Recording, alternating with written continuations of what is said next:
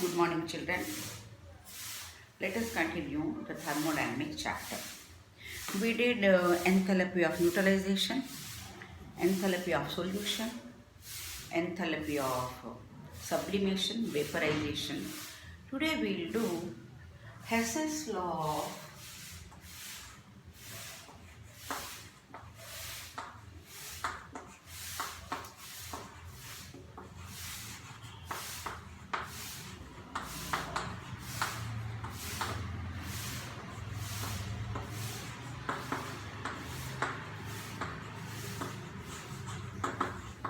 Hess's law of constant heat summation.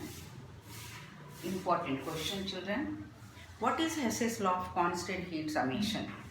According to the Hess's law, if the reaction is carried out in a single step or several steps, suppose A is equal to B, products are formed, A is equal to B, products are formed. The reaction takes place in single step. Now del H is equal to minus 150 kilojoules. Now here the reaction takes place the same, is only one step. The enthalpy is minus 150 kilojoules. Or if the same reaction is carried out in several steps, what do you mean by that? A is equal to X, del H is equal to minus 50 kilojoules, X is equal to Y, X is equal to Y, del H is equal to minus 50 kilojoules. Now Y is equal to B, del H is equal to minus 50 kilojoules. When you add up del H1, del H2, del H3, we are getting minus 150 kilojoules. Now what do you mean by this law? According to Hess's law, if the reaction is carried out in the single step or several steps, the enthalpy or the heat content of a system remains the same. If the reaction is carried out in single step or several steps, the enthalpy will be the same. That is called Hess's law of constant heat summation. In the first step, A is equal to B, del H is equal to minus 150 kilojoules, single step. If the same reaction is carried out in different method, indirect method, A is equal to X, del H is equal to minus 50, X is equal to Y, del H is equal to minus 50 kilojoules, Y is equal to B. When you add up to convert A into B, three steps are there. So when you add up the enthalpy, it is equal to minus 150 kilojoules per mole. Okay, children? That is called Hess's law of constant heat summation. I'll repeat the definition. If the reaction is carried out in single step or several steps, the enthalpy will remains the constant. Based on this law, numericals are there, children. I will send the picture. Okay. Now, next let us start entropy. Now, entropy is represented by capital S, S for sulfur. What do you mean by entropy? Now, entropy is also the heat content of a system. Entropy is the randomness. Entropy means randomness, indirect heat content.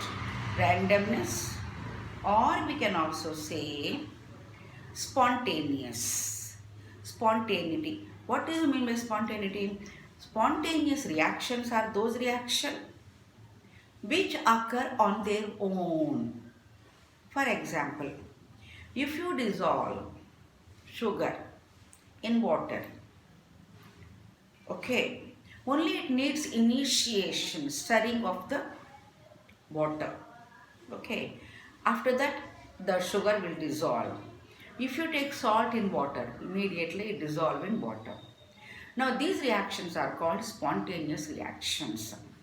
Spontaneous or randomness. Spontaneous reactions are also known as feasible reactions or randomness.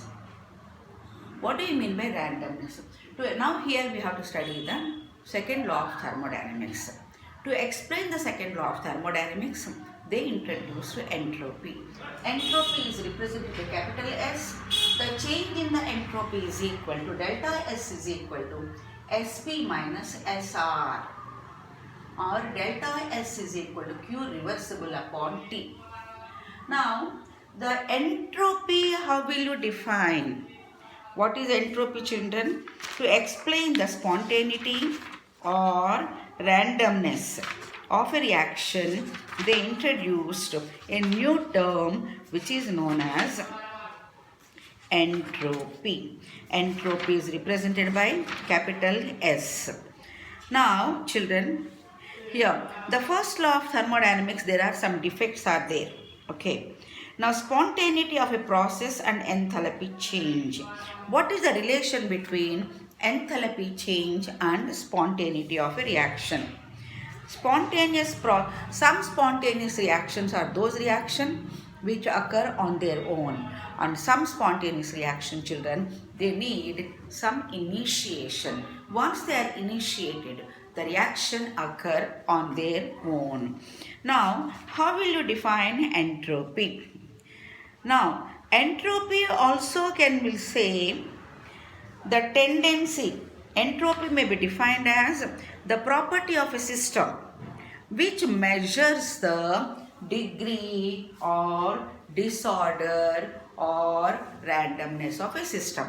What do you mean by entropy? Children, the property of a system which measures the degree of disorder or randomness in the system. Now, delta S is equal to S final minus S initial, or delta S is equal to S products minus S reactants. For chemical reactions, entropy change is attributed to the change in the rearrangement of the atoms or ions in the reactants and to convert into products. Okay. Entropy may also be related to the, I told you, heat content of a system. Entropy may also be related to the heat involved in a process. Whenever heat is added to the system, it increases molecular motion, resulting increased randomness in the system. So the distribution of the heat also depends on the temperature at which heat is added to the system. A system at a higher temperature has greater randomness than the at lower temperature. Okay. The temperature is also a measure of the entropy change on motion or randomness of particles in the system. When children, heat is added, okay, to a system at lower temperature, it increases the randomness of the system to greater extent than when the same quantity of heat is added to it at a high temperature.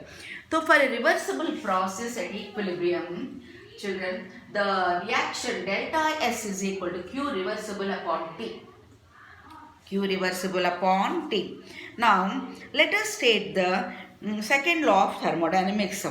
The second law, according to the second law of thermodynamics, the entropy of the universe always increases in the course of every spontaneous change.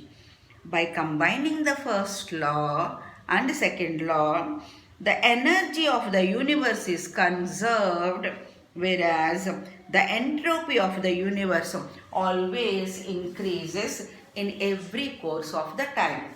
Now children, the entropy change for three different temperatures. What are they? 272, 273 and 274. Okay. Now H2O liquid is converted into H2O solid. At 272 K, liquid water to become solid is spontaneous. At 274, liquid water to become solid water is non-spontaneous. And at 273 K, what is the change, children? Can you be able to say? At 273, 272 reaction is spontaneous, 274 non-spontaneous.